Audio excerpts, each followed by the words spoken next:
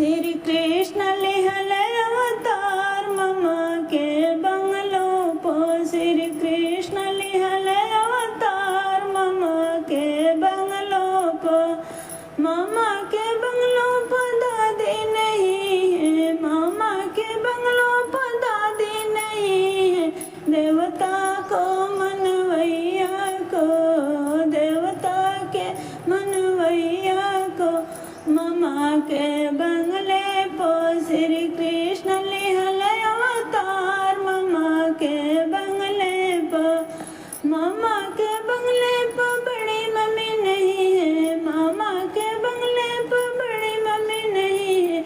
मेवा के बनवैया को, मेवा के बनवैया को, मामा के बंगले पर।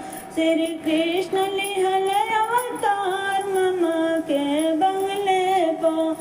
मामा के बंगले पर बुआ नहीं है, मामा के बंगले पर बुआ नहीं है। काजल को लगवैया के, काजल के लगवैया को, मामा के बंगले पर। श्री कृष्ण लिहल अवतार ममा के बंगले पर। मामा के बंगले पर चाचा नहीं है, मामा के बंगले पर चाचा नहीं है।